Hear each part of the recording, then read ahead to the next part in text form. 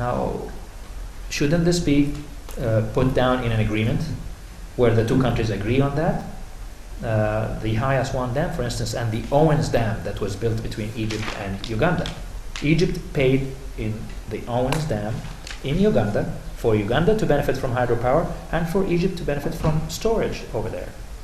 Egypt joined Sudan in building the High Aswan Dam, where there is an agreement on everything, and there is also a joint committee that meets every year, and there is also a mission, Sudanese mission in Egypt monitoring the flows, and an Egyptian mission in Sudan monitoring the flows, because anything that's written in the agreement has to be followed to make sure that it happens.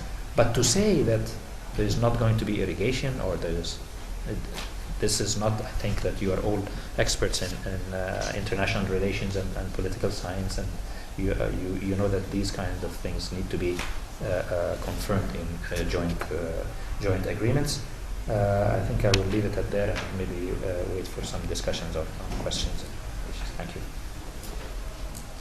Talked about the volumes of water, and you have presented the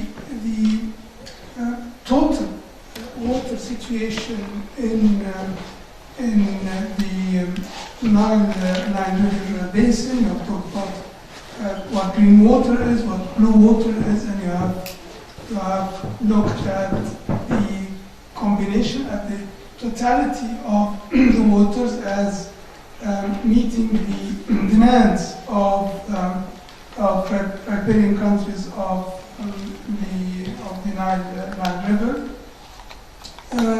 You have talked about the needs of Egypt in terms of water. And you have underlined, you have emphasized that the dispute is over a small portion of the waters of the Nile. You have presented well Egypt's position, and I think what is quite interesting is that you have presented us with a vision of an integrated supply of water that should also be used in an integrated manner. And this, of course, is a quite interesting vision that, in fact, is also, in a way, a challenge, in a way, to the nation state as such. But why not? Why not? It could be a quite interesting vision, but it requires efforts at integration, and we know that integration is a progressive process that is not easy to carry out. But it is a vision. It is a vision of now, of course, decision making should also be integrated. Decision making should be integrated, and it should address the interests of all countries and respect the interests of all countries and their position.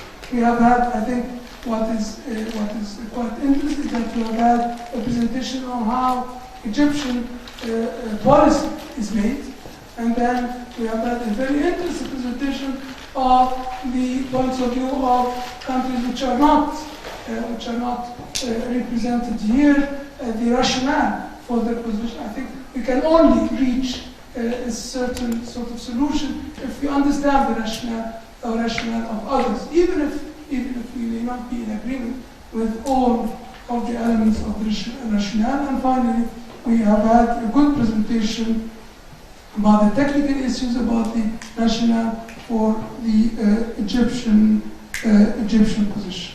So thank you very much to these three speakers, and the floor is now open for the dialogue. So far, we've not had a dialogue. The dialogue you will ensure. If I could be heard without a microphone. I have a question for Dr. Abuzeid. Do I need a microphone? Or? Yeah, no, it's because we have a recording.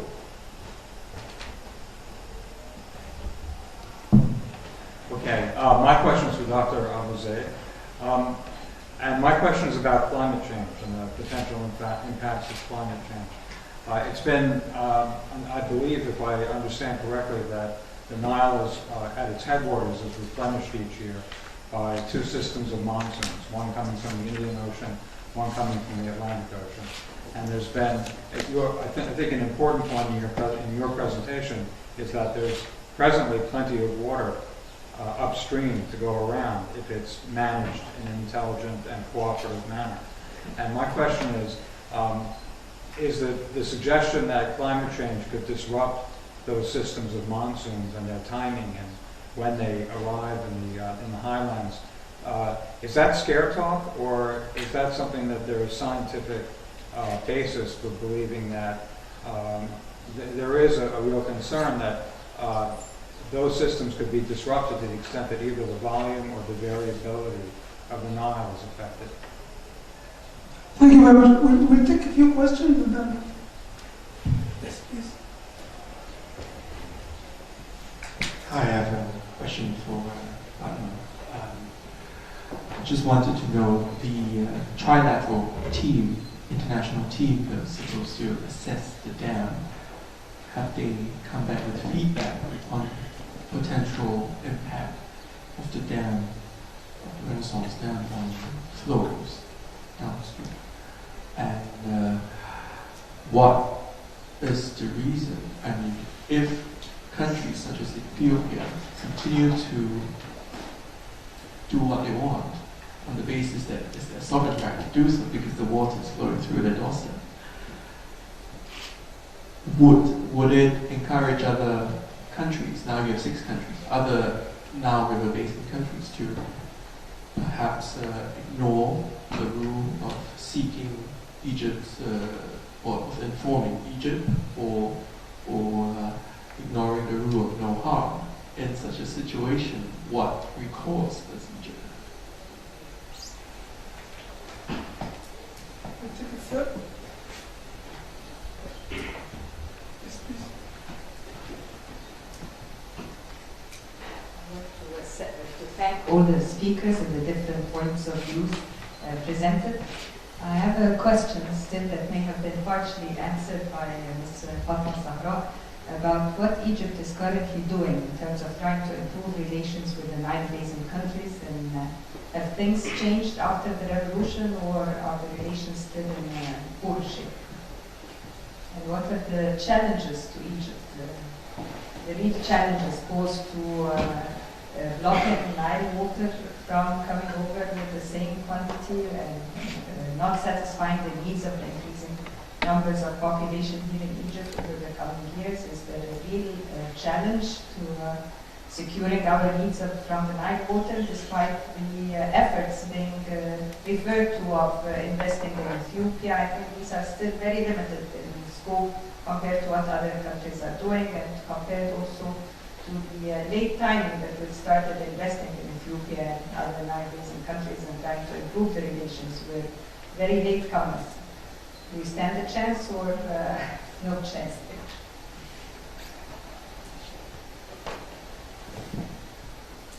We'll take one more question this first round, and then we'll have a second round.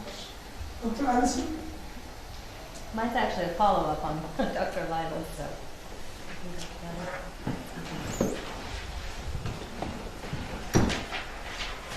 Thank you to all the speakers. This is very informative, and as Fatma's former professor, I really relish the opportunity to learn from a student like I've learned from you today. Thank you. I want to follow up on Dr. Lila's question on a slightly more pessimistic bent. Is there a perception that since the revolution, Ethiopia or the downstream riparians have become more aggressive in terms of pursuing their unilateral strategies, moving forward with the High Renaissance Dam at a more aggressive pace? And the reason I'm asking this is my understanding is that under the Mubarak regime, there was a clear sense that if Ethiopia moved forward unilaterally, that Egypt would resort to military action. And I'm wondering if that perception has changed. And I'm not an expert on this particular conflict, but my understanding is, as I've discussed this conflict, that there was a clear sense that Egypt would respond with force if its water security was threatened.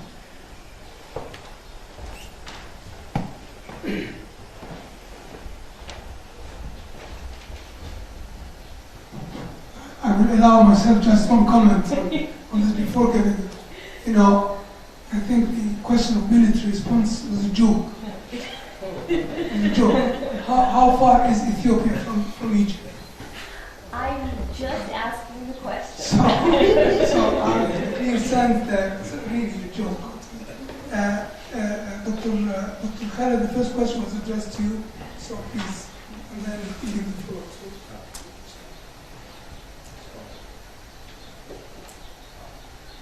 Thank you very much for these enlightening comments. All of them, actually. I'd love to answer or respond to all of them, but I'll just start with the ones that were addressed.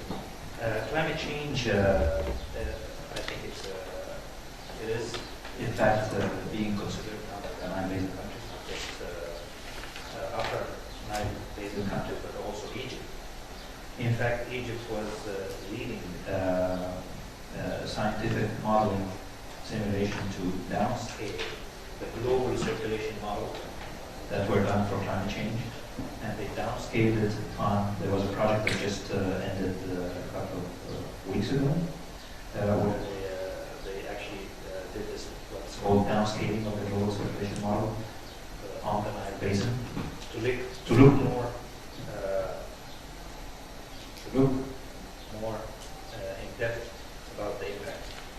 And the previous estimates of the impacts of climate change on the precipitation and also on the flows that reach the downstream reaches of the river have been narrowed down. Before they would say that actually between positive and negative, some studies, some models predicted that the flows would decrease, and some models predicted that the flows would increase, actually. And the range was maybe between minus 30% to plus 70%, something like that. And this gap has been narrowed down by some recent modeling. This actually needs some adaptations, different scenarios, also for the population growth in the basin and how much water demand will increase. And in fact, the impact of water demand due to population increase is far more than the impacts of the climate change impact itself. So the countries need to start adapting anyway, not necessarily because of climate change, but because of increasing water demand.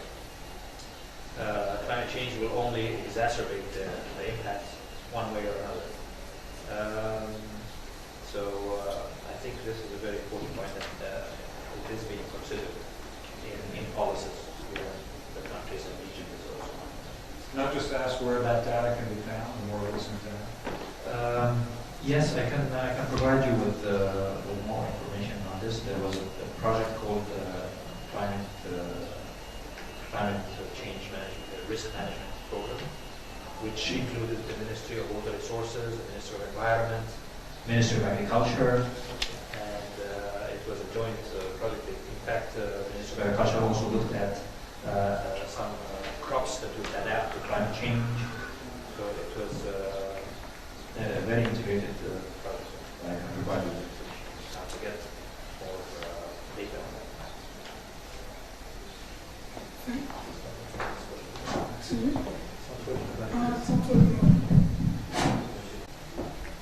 And then the first question was about feedback from the international panel of experts for the Ethiopian government this dam.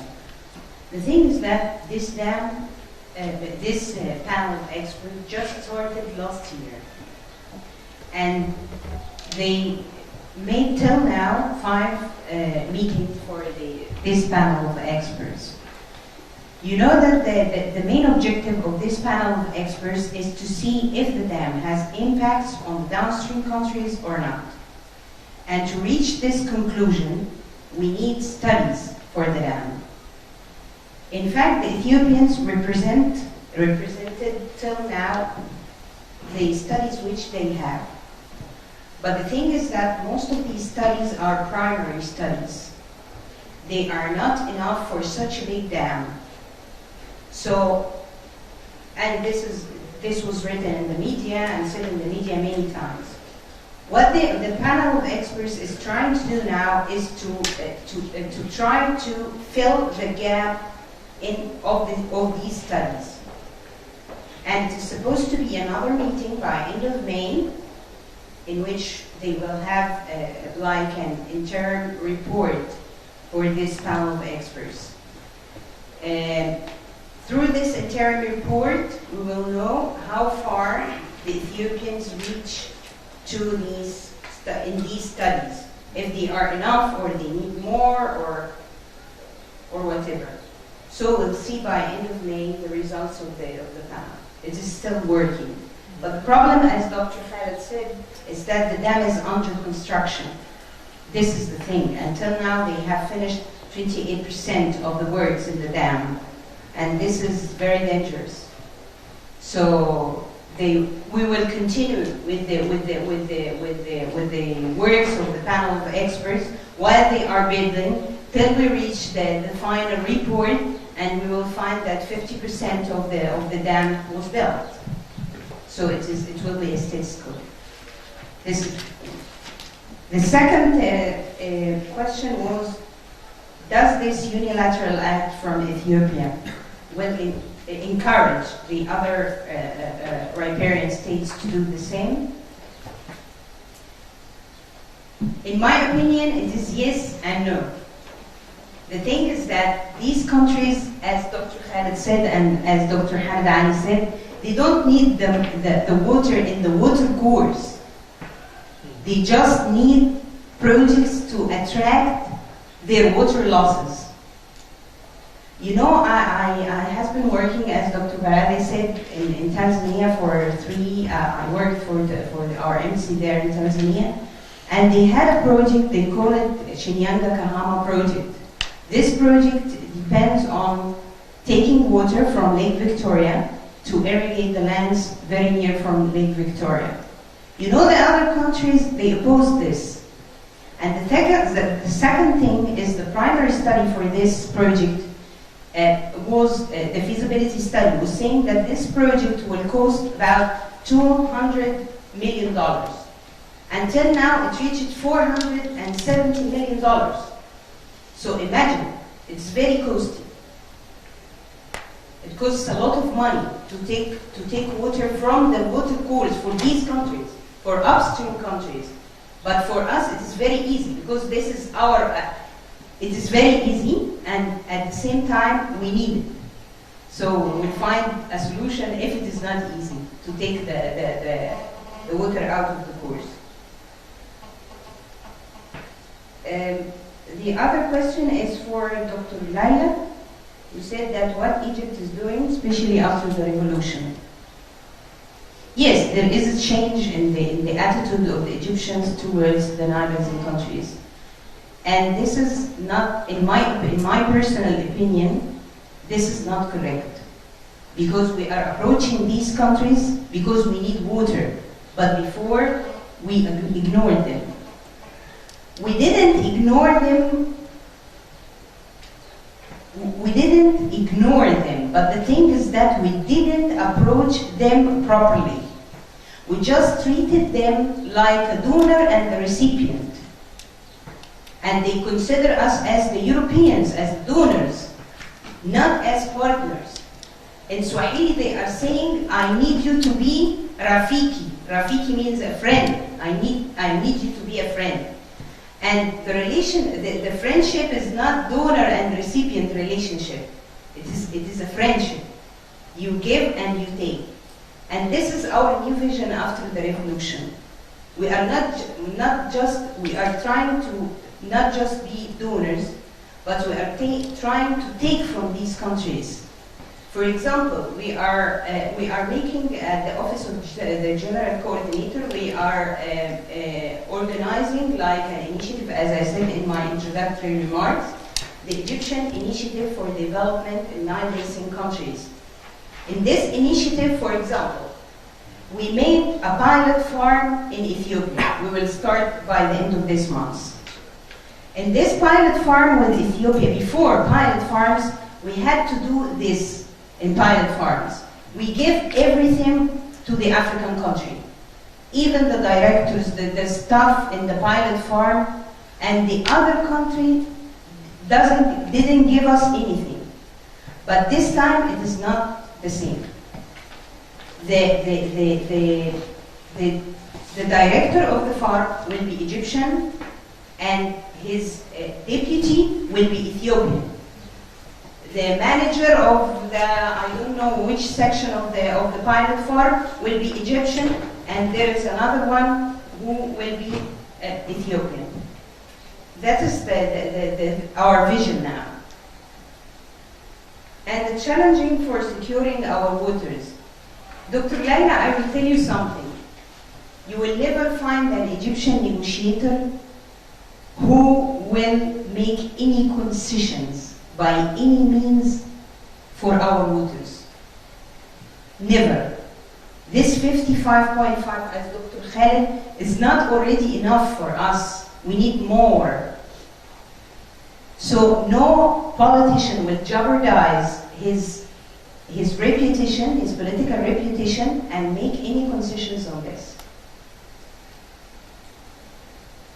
Dr. Allison was saying that the attitude of the upstream countries changed after the revolution. I will tell you a small example. Ethiopia had this plans of building dams on the Nile Basin, on the Blue Nile, since the 60s.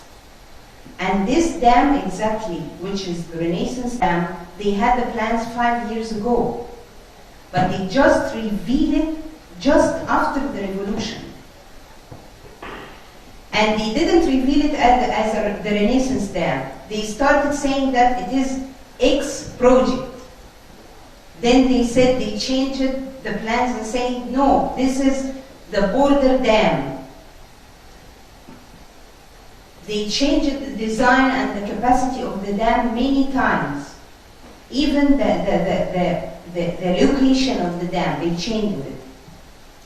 So this can give us many messages here. But till now, I can feel that they are cooperating with us. They are trying to find, they are open to us. They are trying to attract us to help them. But I don't know to what extent. Thank you. Thank you. Dr. Hamid, would you like to comment? You know, my general comment is the idea that people are bunkering and saying we're not going to give any concessions. And the other parts also, they are looking for concessions. I think it's very important that is the idea of increasing the supply of water is important. This is the key argument. So if you said I'm not going to give a concessions, then you need to pay for how you can do the conservations. And that's what people need to go and work in faster track and try to find ways to, you can't say, you know, these countries cannot afford, like Ethiopia or others, these countries are very relatively poor countries. You cannot say that you have a lot of water here, I'm not going to give you concessions. You know that Ethiopians are dying from starvation and hunger. So we need to find a solution. Second round.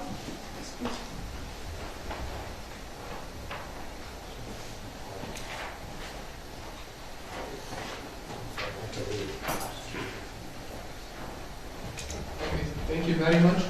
I'd like to thank the speakers for their insights and very useful remarks. I have one general comment and then a question of two parts. The general comment is we have all to admit that we are in desperate need for innovative ideas. We need a way out of this conflict because it might escalate more and cause more problems. So we have all to think about the way out more than thinking about the analysis of the situation right now. And that takes me to the question.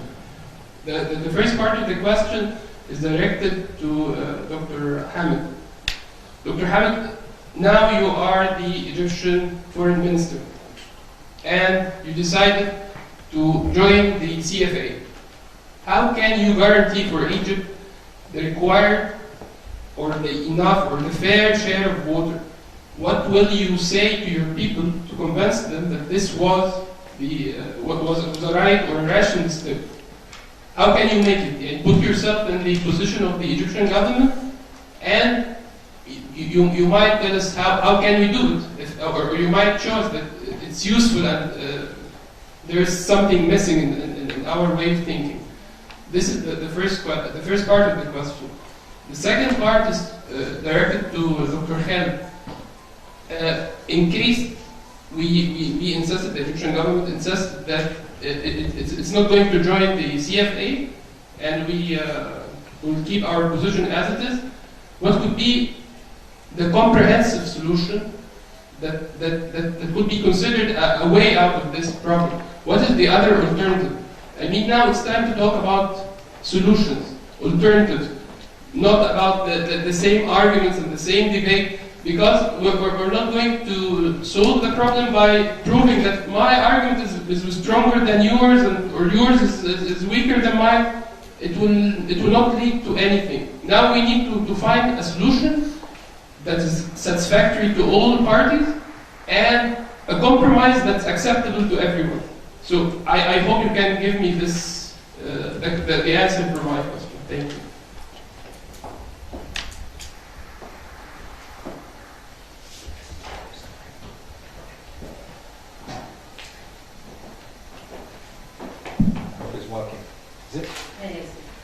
Yeah, thank you very much. But I would like to introduce myself quickly because I came here because of this topic. My name is Charles Mutubi. I work with the African Development Bank. Why I want to mention that is because this is an agenda which really we want to help Egypt to be able to. Sorry, I said my name is Charles Mutubi. I work with the African Development Bank. And actually I came here because I wanted to understand what initiatives are on the table and the way we can be able to help Egypt to move forward in these issues, not on the political side, but on the economic side. I was very encouraged by some issues I had, especially the issue of, Egypt is already working with Ethiopia to develop new ways of agriculture. Something else which came up in terms of, the dam you built with the Aswan dam which was done in Sudan was an issue of storing the water. So I'm saying, okay, also there was the issue of energy, whereby you mentioned, Dr. Kari, you mentioned that actually if this dam was built in a cooperative way, then it's a benefit for us as well. We have electricity shortage, it can produce a lot of whatever. So there has to be a way of cooperating because things are changing, and for me, the 55 for Egypt is not even enough. So if you work with these countries, maybe you get even 60. But if you have a position, I want 55, then those other countries are not going to improve, and also you are going to lose. It will be a lose this prisoner dilemma kind of thing where all of you are losing. Because we are looking for 55, then they will say go on with your 55, but also they have other sources. So I think we need to work together. And actually, instead of 55, you may even get 70 or 80. Two things. Issue of climate change. Egypt must be able to invest in those countries in afforestation and other ways. Two, if you can sit down on the table and say, let's develop new ways of agriculture together, they will see the benefit of not using that water for that. And then, you see, there has to be ways. And I think the issues should be, we sit down, all these countries, we sit down, and try to resolve the issues. You come also from their side. A lot of people are dying of hunger. You cannot say that I just did by 55 and I don't care whether you... So there has to be a way. And I think Egypt could even be able to get more water than they are getting now. So, because even the water we are getting, at the end of the day, where does it head? It heads in the Mediterranean Sea. You cannot stop the river flowing forever because there's a lot of water which is coming. We have to have ways of even storing that water upstream for Egypt. And then maybe this dam could be used to release the water when there's aridity. If you can have a way of working together, probably even that dam could be a way of storing some bit of water. When then the water is dry, then you release more water. What I'm saying is that we, as the African Development Bank, would really like to see how we can see together all these countries and see how we can move all those countries forward, not in terms of issues of politics, because we don't deal with that. We are not going to help you to negotiate 55 or 70 or whatever, but new ways of doing things like afforestation, making sure that Egypt benefits from climate change funds, if we invest more in those countries. I think this is where we need to go. Because I agree with that gentleman, already there are a lot of issues, and you are there, you cannot just be stuck with this. In fact, we should be going there to negotiate, to even increase the flow of the water, but not from a position of, I'm not investing in you, but I want my water, but from a position of, what can I also do for you so that I get more? So I would like to know where you believe that even the African Development Bank would help in terms of making sure we do this, and also Egypt will benefit a lot from electricity, from even more water, storing more water. There has to be a way forward. That's what I'm saying.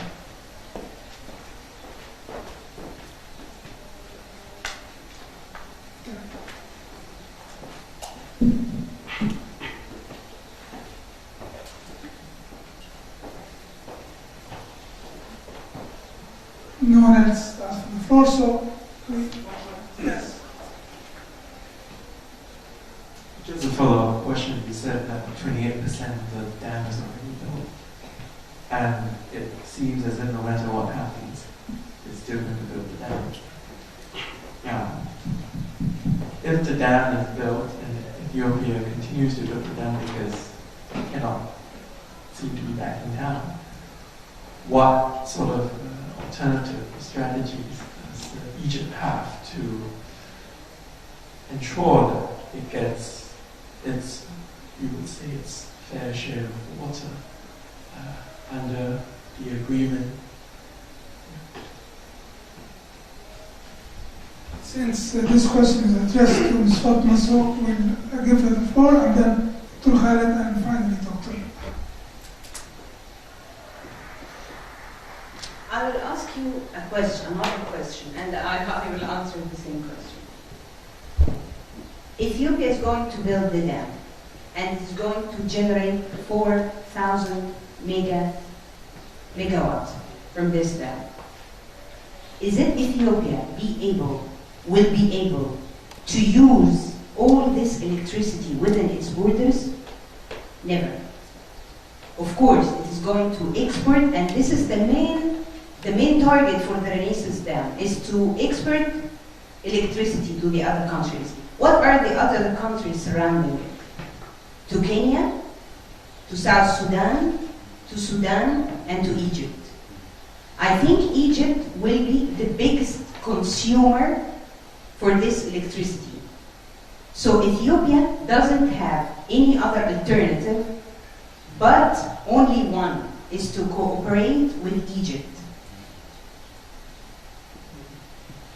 For what reason it is going to objecting Egypt or to build the dam without the consent of Egypt, or without finding a midway between its vision in building this dam and the Egyptian vision for building this dam?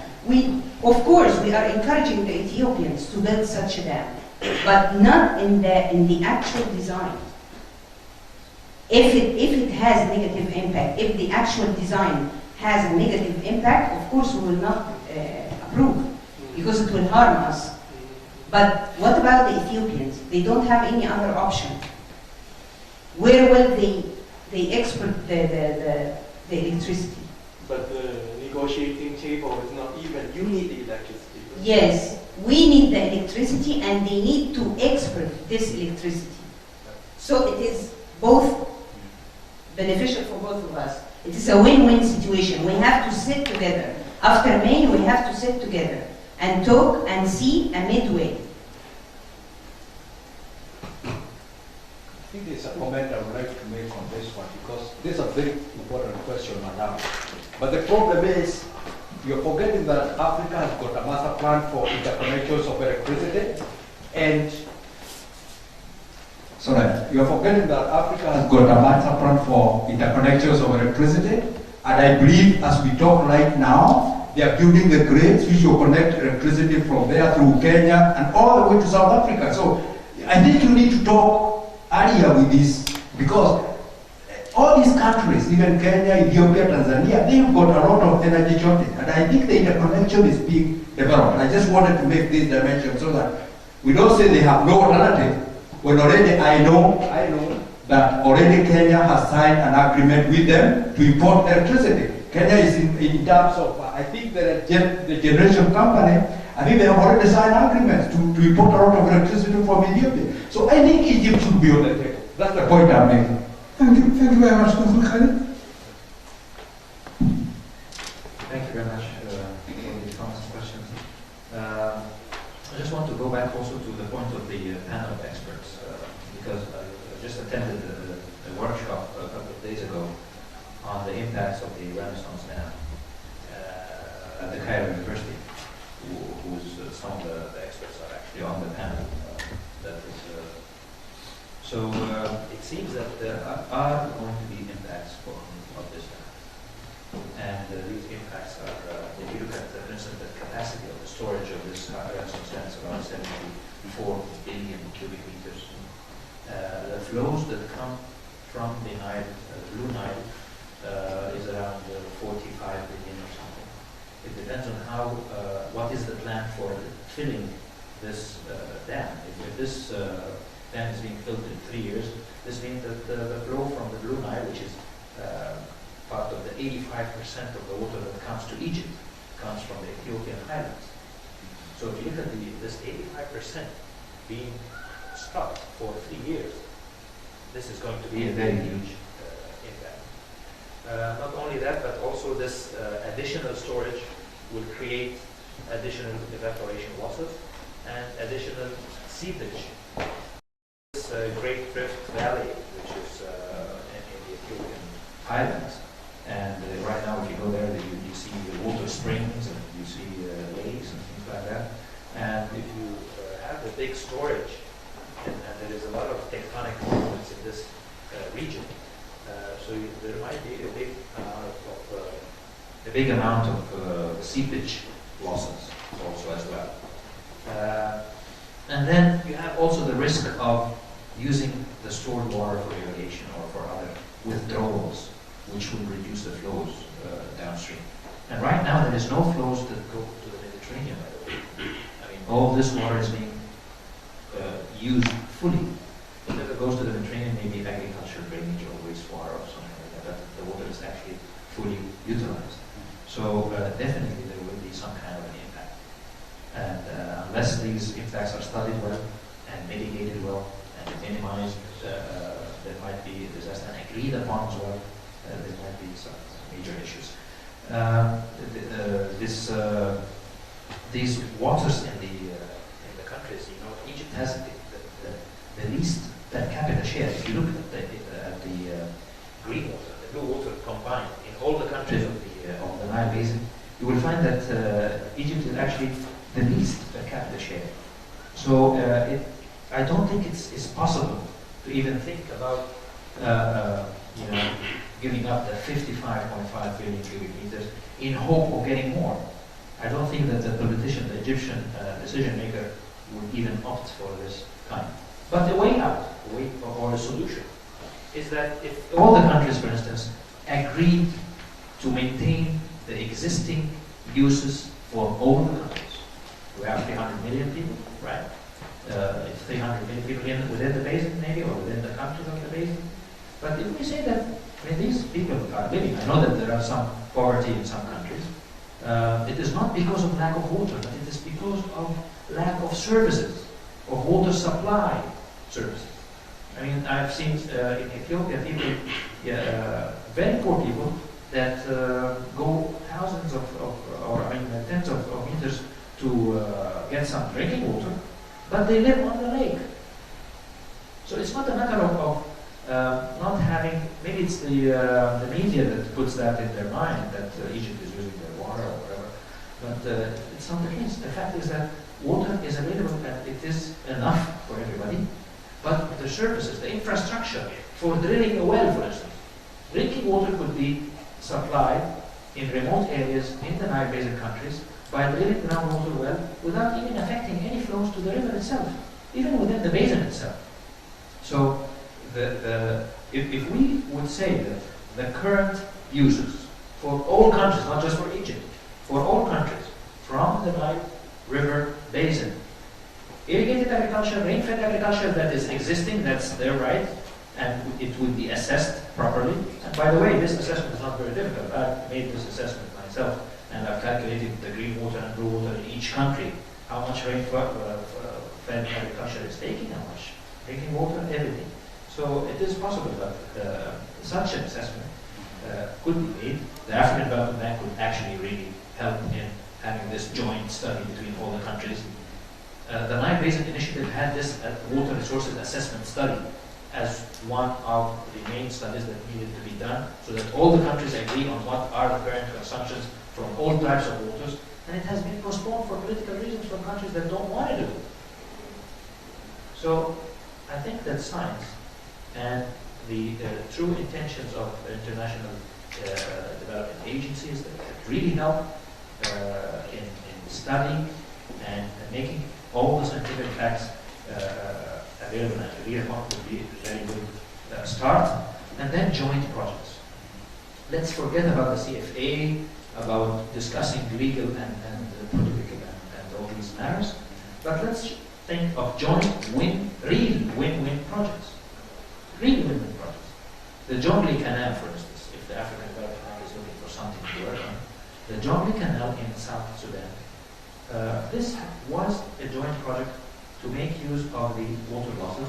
70% of this project has been done. Egypt financed it, and it was not in its country, it was in another country. 70% Egypt financed it, and it stopped because of political issues.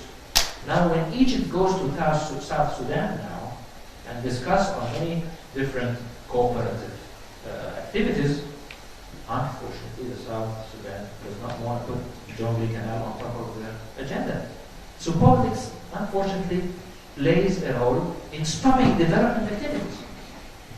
I think maybe the international development agencies should really work on things like this to have true development and true cooperation, because water is available and enough for everybody.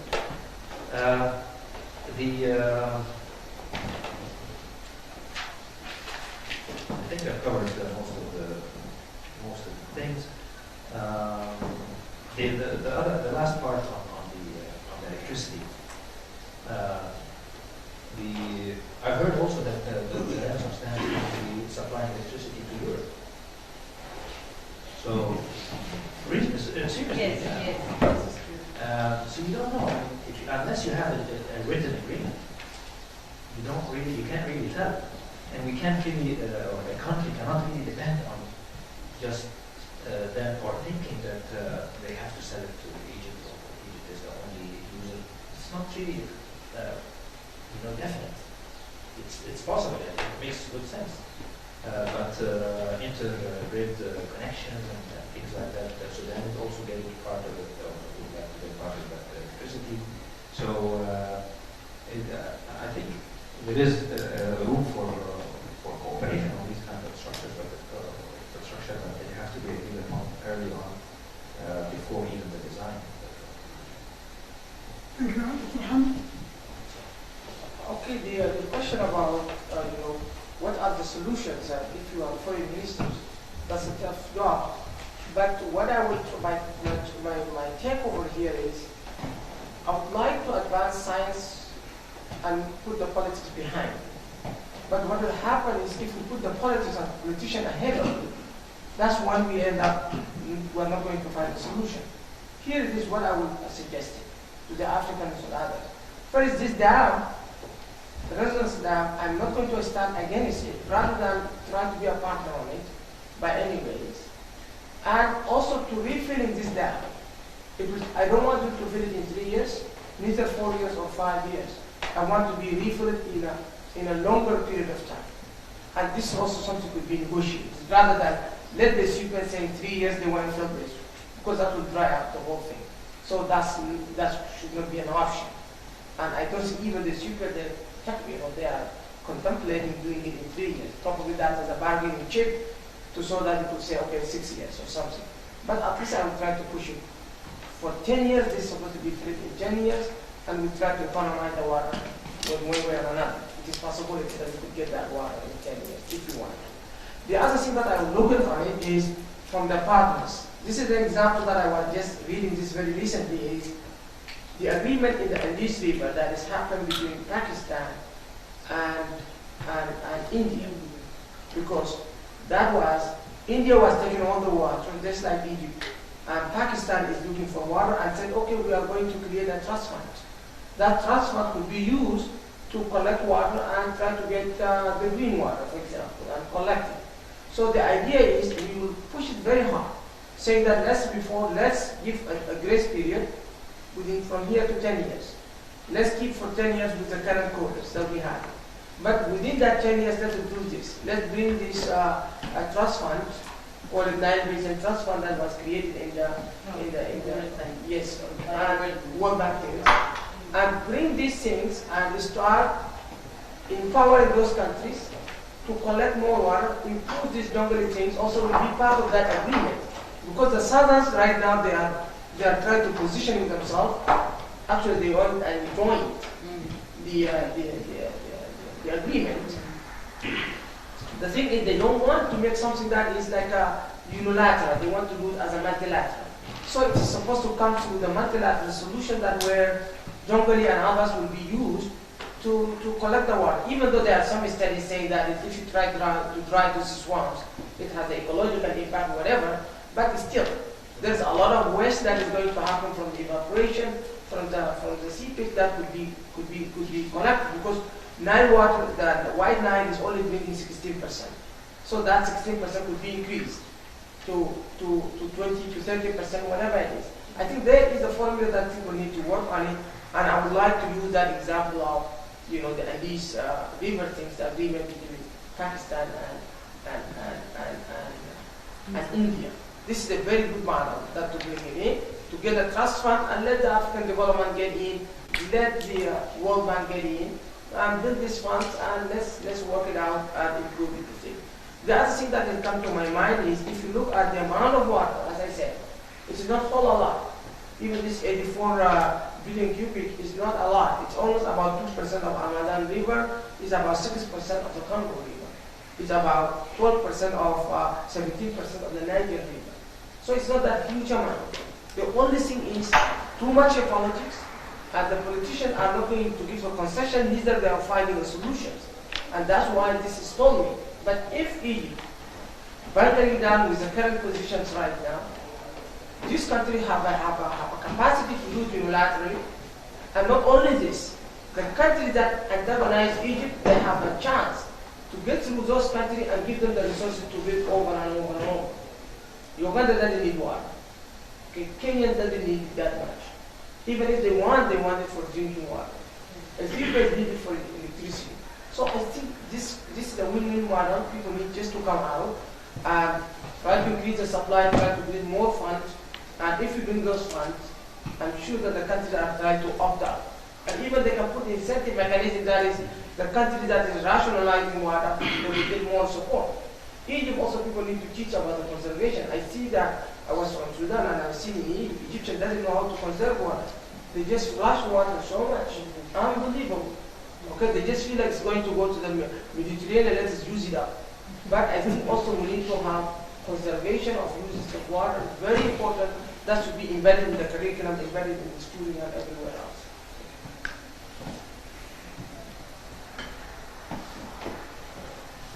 Thank you very much.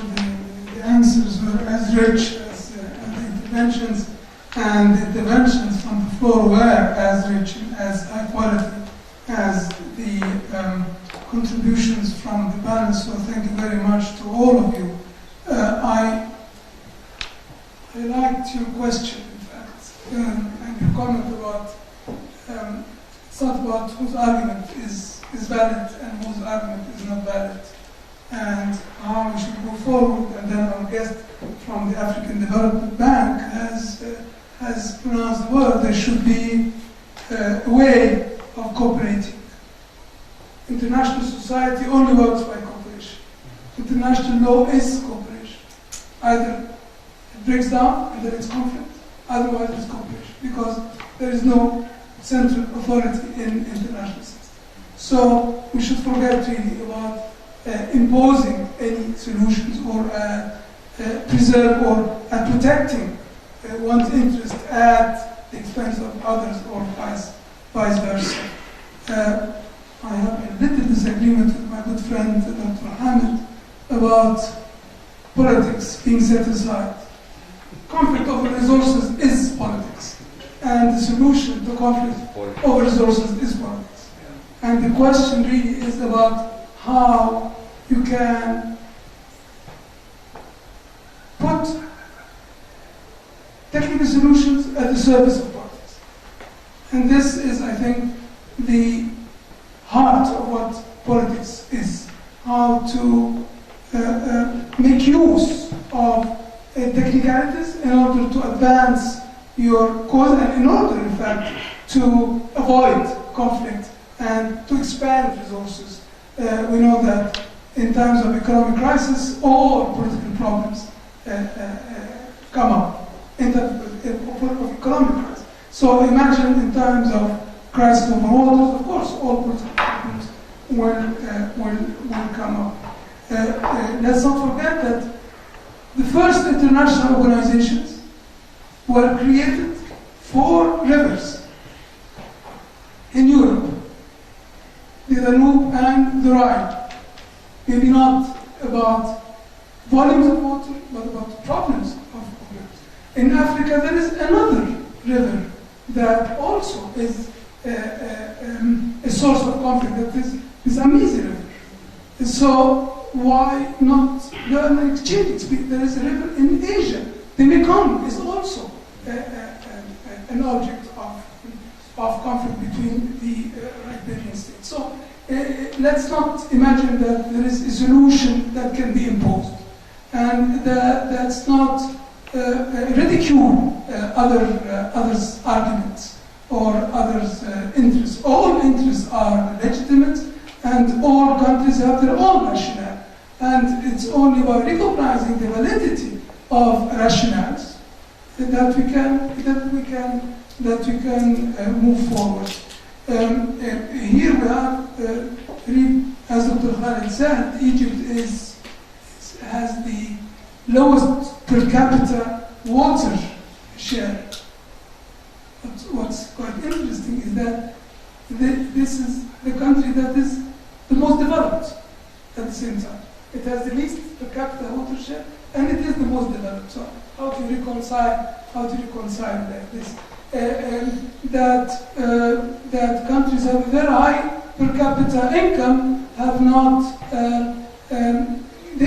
These countries have not found that they are obliged to necessarily help the countries with the least per capita income. So the question, I think we also are here before a conflict between the system of nation-state. Each nation-state preserves its own interests, and there is necessarily conflict between interests of nation-state, and at the same time, a newer, more modern vision to the international system that integrates the resources, such as our guest from Africa, such as you said, there are more resources than can be used. Let's integrate them, but then it will not be water only. Why should it be water only? The resources where other countries are rich.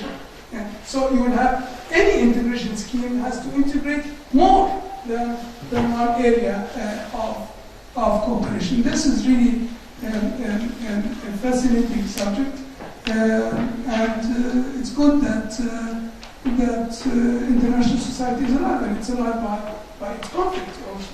So, and maybe we learn how to organize ourselves and how to advance in a continent that suffers from many problems of development, problems of the nation state, many problems we have in our continent, and we should all work together towards solving them. Thank you very much to all of you for having been here. joining us, for being here. Thank you very much for our panelists, and I hope to see you. We hope to see you in the 52nd